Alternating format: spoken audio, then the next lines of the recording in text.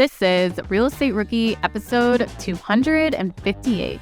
So one of the first ways that you can look at a property for free and get some information on it is going to your county's GIS mapping system. So if you know what county this property is that you just drove by, you're going to Google Erie County GIS mapping system.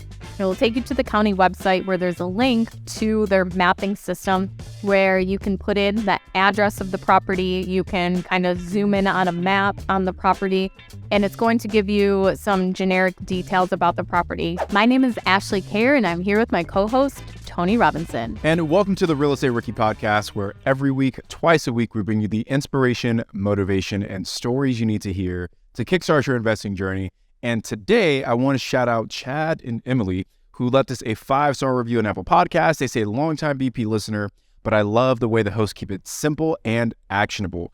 If you're just beginning and don't need deeper understanding of the nuances in real estate, this is where to start. Using this podcast and other BP content, we have purchased an investment triplex last year, even during these hot market conditions, and now have the lot next door under contract with seller financing. This show really works. Chad and Emily, congrats to you guys on all that success, and thank you for that 5-star review. And if you're listening and haven't yet left us a 5-star review, please take us, just a few minutes out of your day. Do that small favor for us. The more reviews we get, the more folks we can reach, more folks we can help. Ashley Kerr, how you doing? So once again, we are live in Phoenix. This is what probably episode 333 that we've done here. But they're all in different orders that we did. So, but for a while, we're going to be doing some live recordings. So let us know how you guys ended up liking these episodes in person. I feel like it's a lot more fun to get to actually be sitting here with you. And actually, for this episode, this is the last one we're recording before we head to the airport. My flight just got delayed, so we'll see if I actually make it. I don't know if you guys know this about Ashley, but she probably has the worst travel luck out of anyone I've ever, literally ever met. She went to Florida, and it hurricaned in Florida when she was there last time. It's like everywhere you go. Yeah, and then I went back to New York. So Florida was a state of emergency. I went to New York. They had a big snowstorm, state of emergency. Yeah, and right now she gets a flight saying blizzard warning for her layover in Denver. So. Yeah. And that's not even the flight that's delayed. I'm delayed to Denver, so I'm sure if I do make it to Denver, then it'll be even longer. Anyway, so anyway, the lesson to take away from this is if you find yourself on a flight with Ashley, get off. Okay. So we decided for our last episode here together, for this one, we are actually going to have a drink. I think that probably during the episode we were talking so much, we each only took one. We're sharing cheers right now. So if you're listening to the show, feel free to have a drink. Well, it's bad luck to cheers and not drink. Sorry, I'm focused on the cheers. It's really going to be best. So, Tony, what was your favorite part about being in Phoenix and the meetup? Yeah, at first, if you guys came out to the meetup, we appreciate you guys. If you missed it, please do go to the Real Estate Rookie Facebook group and the Bigger Pockets forums. Let us know where you guys want to see us next. We really do want to take the show on the road and meet more people from the rookie audience. I think my favorite part of being here was hearing the stories. I met so many amazing people. I met a kid who was 19 years old, already thinking about investing in real estate. Met another guy that was 20 years old, already door knocking, trying to find deals. I met someone who flew all the way from Ohio. I met people who just so many different stories and so many different achievements and so many different successes. And that's what makes this role that we have as podcast hosts so incredible. Yeah, I'm on East Coast time right now, so I was up pretty early, but I have to say, the energy in that room yesterday, motivated me to get to work right away this morning. People always tell us, they come up to us and say, Tony, Ashley, thank you guys so much for everything you do on the podcast. And, I heard a little bit of that last night as well. And what I always tell people is that, really, all we do is we answer the question. We facilitate it. Right? We facilitate the conversation. But the people that really bring the value are the guests for sharing their stories. Mm-hmm. And then really it's all the listeners who take those stories and turn them into action. Because if we could put out this podcast, people could listen and do nothing with it and no one will really care. Right. But it's the fact that people are hearing these stories and doing something with it that makes all the difference. So kudos to you guys for taking action. Yeah, so if you guys want to find out more about meetups and events that Bigger Pockets is doing, you can go to biggerpockets.com/events. All right, so we're getting to the first question. Today's question number 1 comes from Sam Eknoe. And Sam, I hope I got your last name right there. But Sam's question is, what is the best way to find the name and the number of a property owner? On the way home, I see this one home that's been what appears to be abandoned for over a year, and I would like to get in touch with the owners to buy it. Any help is greatly appreciated. So Ashley, as you're driving through Western New York and you see those houses that you want to buy, what steps are you taking to find those property owners? This is why I don't like to drive, so that I can take action right away and actually look up the property. Yeah, but other people drive you. Yeah. So, wait, let me ask a question. Can that be a business write-off then? Like, say that you hire someone to drive you around. Oh, can you say it just so that you can look at deals, right? Or even just like so that I can do work in the back seat. Yeah. That's, man. We were talking today about how I put in a reservation for the Ford Lightning, the electric Ford, and part of the features of it was it actually had like a desk tabletop that would flip out from like the mid console of it. So yeah, that was like one of the selling points. Like, I could actually use it.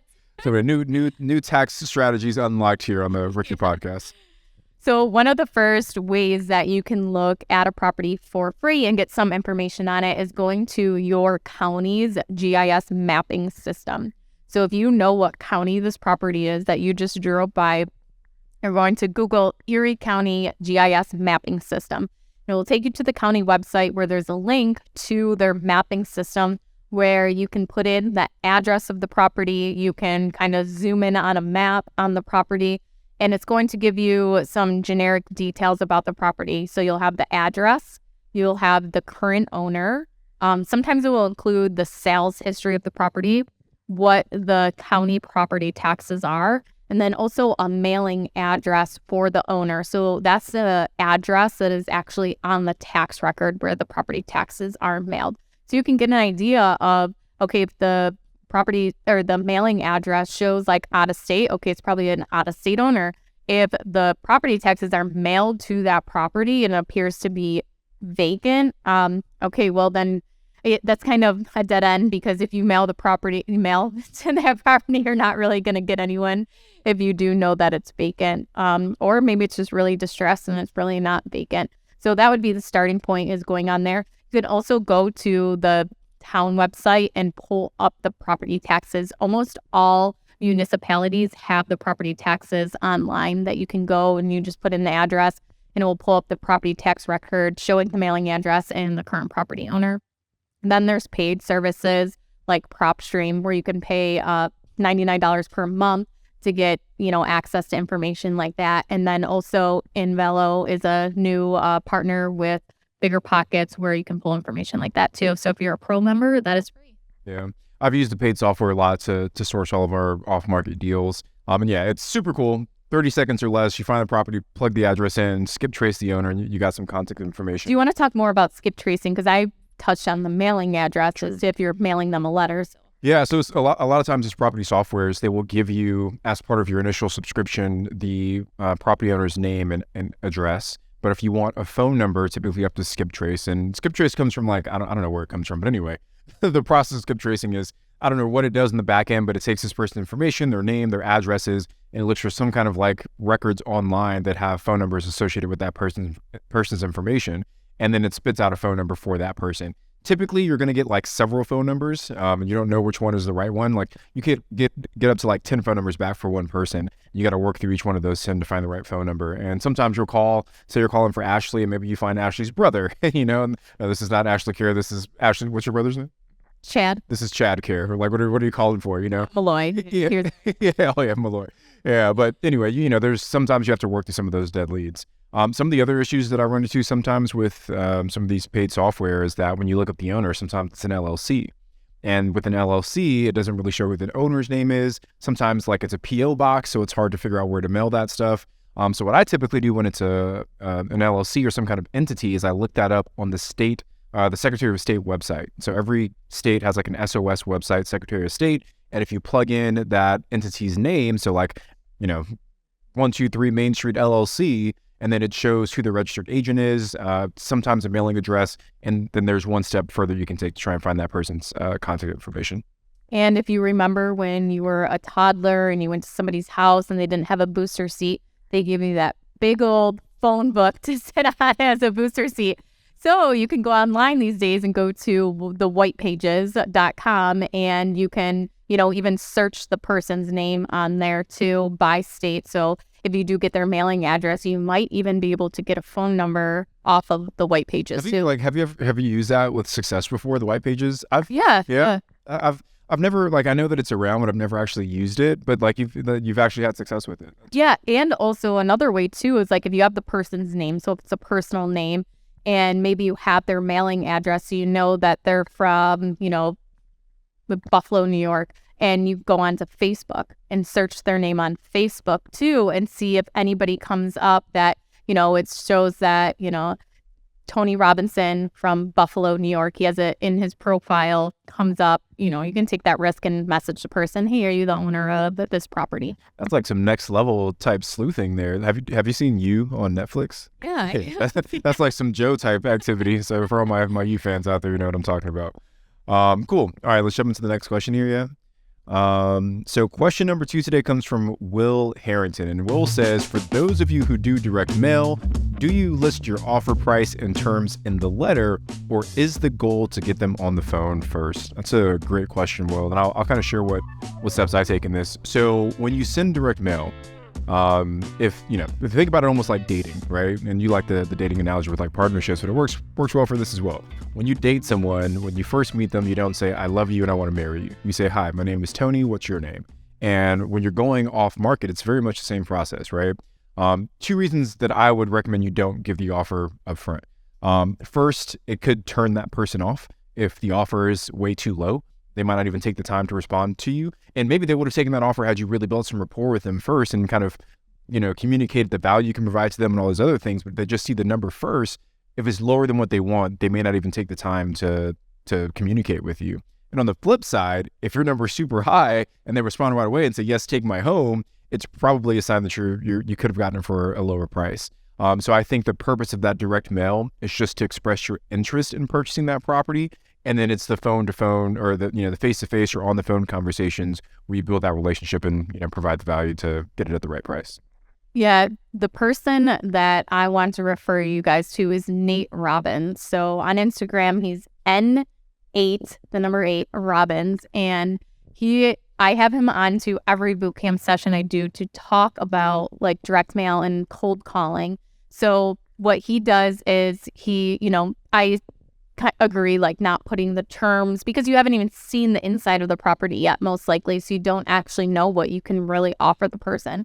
But when he actually, sends out the letter and then maybe they call him or he's just doing a cold call or like door knocking, he likes to let the person know. And within the first 30 seconds, the reason for the call is because there's that kind of like you're getting a call from somebody unknown or you're calling someone and letting them know like, I'm interested in purchasing your property. And then that's where you kind of lead into, let's discuss more about it. And he tries to get as much information as he can. And if they ask for an offer, well, what are you going to, what do you want me to sell it for? What are you going to pay for it? What's your purchase price? What's your offer? And he goes on to say, to give you a fair, reasonable price, I would really need to come and see the property. I don't want to waste your time by giving you some number that I'm throwing out without actually seeing the property itself. So if I would, I'm available to tomorrow, I can come out to the property, I can take a look at it, and I can give you an exact number instead of a ballpark number as to what I would offer for. And really explains that it's to the seller's benefit that, they're going to take him through the property and show him instead of him just like throwing out some random number because he's letting them know it wouldn't be, a number he could commit to without seeing the property anyway. So what would be the point? Yeah, that's a great point. And there really is a framework you can apply to direct to seller conversations. And Nate Robbins is a great resource. Brent Daniels, he's got a bunch of free stuff on YouTube where he breaks down his scripts with folks. Another guy by the name of Max Maxwell, who's also been, I think, on one of the BP podcasts before. He's got a great kind of framework around how he speaks to people. So do, a little YouTube university, you guys can find some great resources on how to communicate with those people when you got them on the phone. Okay, our next question is from Ivet Fortin. Newbie here. What are the reasons a house wouldn't qualify for a mortgage? That's a great question. Have you ever applied for a loan and it not gotten approved because of the condition of the home? No. I haven't either, right? But I think it's because I have purchased homes that I think have been in pretty terrible shape. You didn't try to I get didn't even the try to get a traditional loan, right? Like we went with private money or hard money. So I don't know. Like, what would your advice be to Ivan? So part of the reasons is that it's inhabitable. So especially if you're going for an FHA loan, or maybe even a VA loan, where that's meant to be your primary residence, and they want you living in the property pretty quickly after closing. So they will actually go through and, like, FHA does their own inspection. This is separate than you hiring an inspector. They're mostly going through to making sure that the property is habitable, all the mechanics are functioning, that it's also up to code. So I remember when my cousin bought a house with an FHA loan, they had to have handrails installed on the stairway because it wasn't up to code without those handrails, and they couldn't close on their FHA loan until that was done on the property. So there's things like that. But then if you're going the conventional route where there is no FHA inspection, it's more flexible, but also the bank may not, go onto the property if it doesn't have, like, running water, things like that. A bank sometimes will require that you have a well and a septic inspection. So if those are not operating, there could, that needs to be corrected, which that can get pretty expensive too to do. Yeah, and what we talked about so far is like the physical nature of the home, but it's also the nature of the contract you have. So another reason that a home wouldn't qualify for a mortgage is if the amount that you have it under contract for is higher than what the property is actually appraised for. So say you're trying to buy a house for $500,000, but the bank only thinks it's worth $400,000. They're not going to give you a loan for that $500,000. They're going to give you a loan for the $400,000, and now you as a borrower are responsible for that $100,000 difference. So that's the only other scenario I can really think of outside of the condition. Actually, that made me think of one more, and it would be if you cannot get title insurance on the property. So a bank will not give you a loan on a property if they can't get title insurance. And that's basically saying, when the title company went and did the title work to show that, yes, the person selling it is the owner and you are now the buyer going on title, and there's no liens, there's no judgments, nobody else owns it. You're getting title insurance in case they made a mistake, so that you're able to, the insurance will pay out, you can pay off your loan and pay damages from having this corrected, or, you lose the house to the person who is actually the owner. But the bank will not lend on it if you can't get that title insurance. So I've come up with this in two circumstances. One was a campground where it was actually sold at the county auction for back taxes. The bank actually that had the mortgage on it is the one who bought it from the county at the sales auction. During that time period, there was no title insurance put on the property to show those two transactions. So it going from the owner that defaulted to the county, and then the sale from the county to the bank. So a title insurance would not put title insurance onto that property for so many years. Like, a time period had to pass, and if nobody claimed ownership or like called out, an issue in the title, then they would go ahead and reinstate that. But that means that there was no bank that was going to lend on it, and that's, coming up with cash to hold that property in cash until it was bank financing. The second time I ran into it as a lake property where they had a separate parcel that was included into the sale, but the separate parcel was actually where the driveway was, so it needed to be included with that house.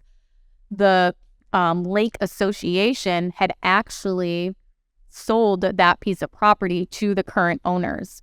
Well, it had actually been an abandoned piece of property, and we couldn't get title insurance on it because there was no record of any previous owner.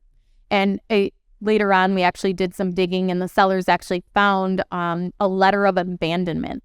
So with that letter, then we were able to get title insurance. But if there wasn't that letter, then we wouldn't have been able to get title insurance, and the bank wasn't going to finance that. We should probably bring like a title insurance expert onto the show just to talk about really cool. The purpose of title insurance, different claims that people have filed, because title insurance for a lot of us is just something that we, like a box we check when we're closing, that your lenders typically make you get.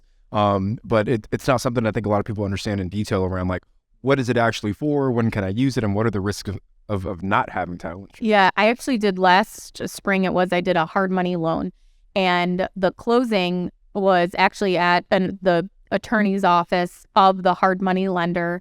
And there was some issues with the title work there. And they actually had a title attorney at the closing who was trying to figure out the situation, but It was a 3-hour long closing, and we ended up not even figuring it out. It was a Friday, and we ended up having to wait until Monday to close.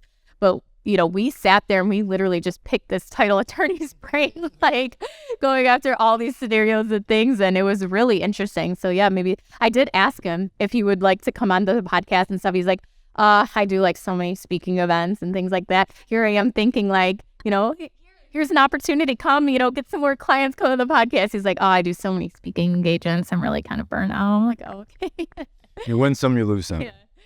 All right, so our next question here comes from Nathaniel Nooner, and Nathaniel's question is, I have the opportunity to purchase 4 single-family rentals from my wife's relatives. They are very upfront and honest about the houses. Would you do a title search on each of these properties or save the $1,000? This will save me some out-of-pocket costs, but it would be the property I've purchased without a title search. We kind of just touched on this, right? Yeah, I would say no, because they could not even know of the issue. Just because they think it's clean doesn't mean that there wasn't something that happened before they owned it, right? Yeah. So I don't think we need to spend too much time on this one because And usually it's typically the seller that is paying for the title work, because usually they should have the title search already or the abstract of title and give it to the title company.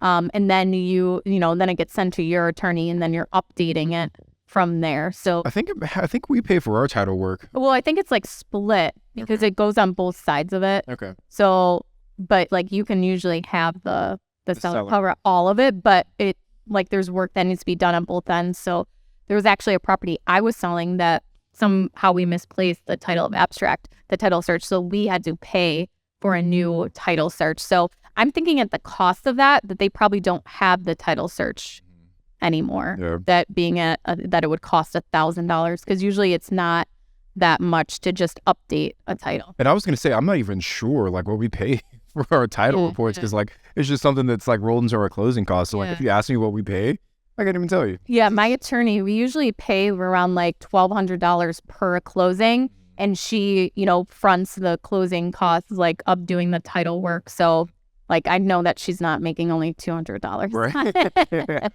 So another thing that kind of goes along with the title insurance is a survey. Sometimes a seller will ask you to accept the survey that they have.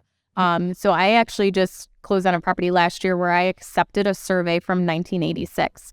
It was my attorney talked to the surveyors who had done it. The property was still went and staked out where the survey lines were, and we accepted it as is.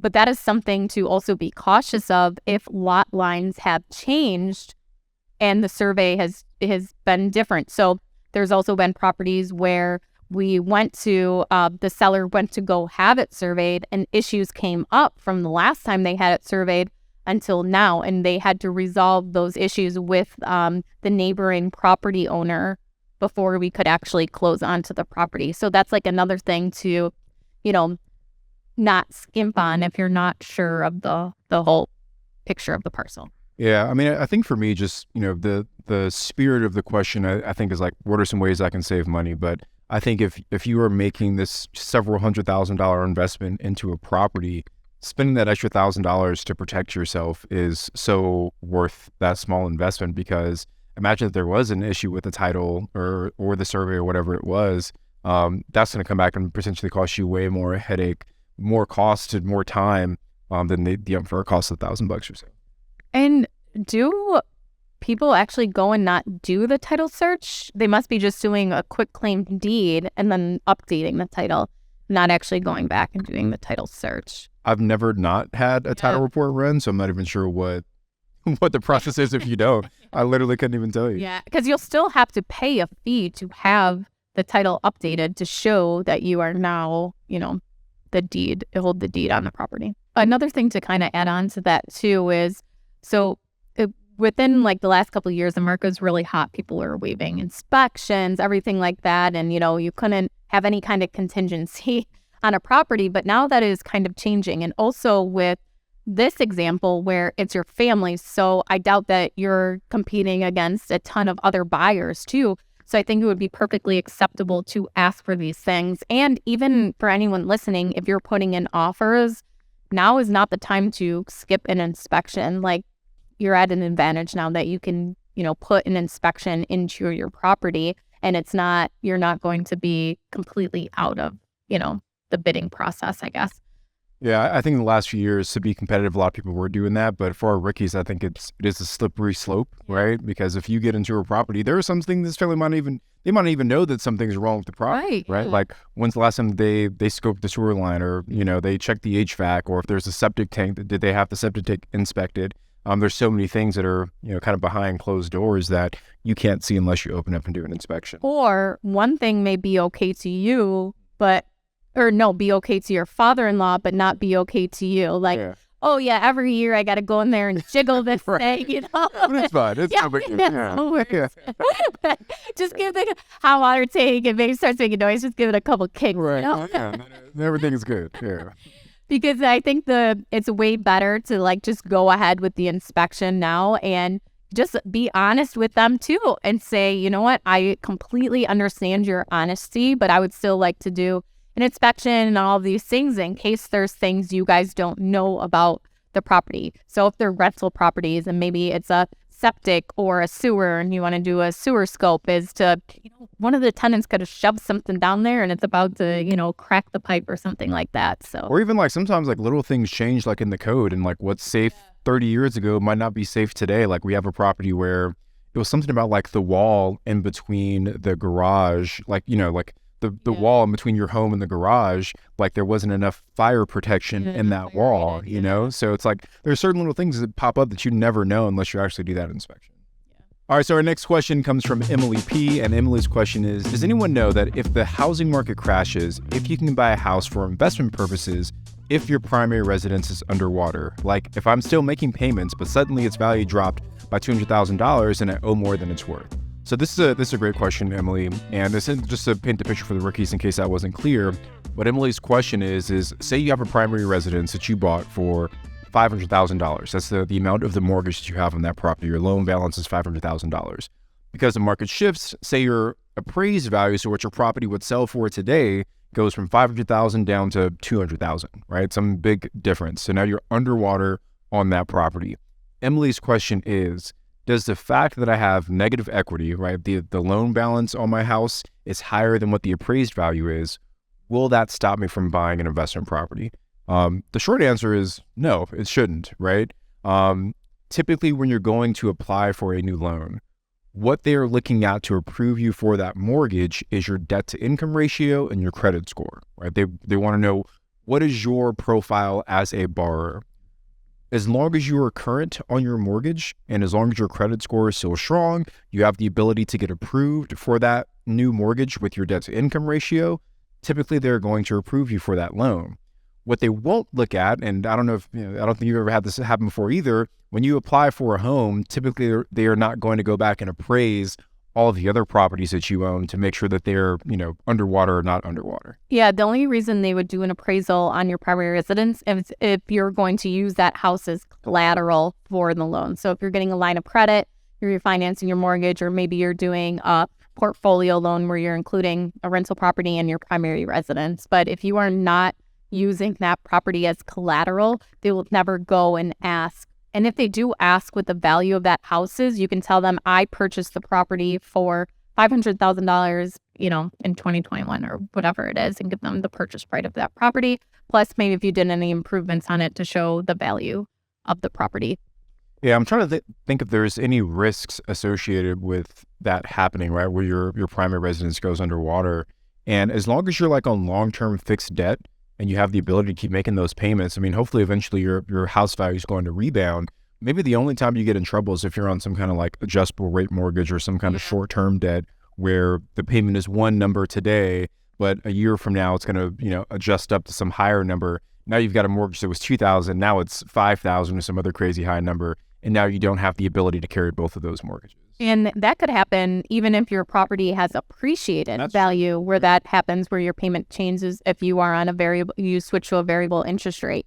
But the problem here is if you are underwater and you can't afford what that new mortgage payment is, you can't go and sell that property very easily without probably putting some money into the deal to pay it off, or taking, a big loss on it too. Thank you guys so much for listening. I'm Ashley at Wealth from Rentals, and he's Tony at Tony J. Robinson. And we will see you guys for the next episode.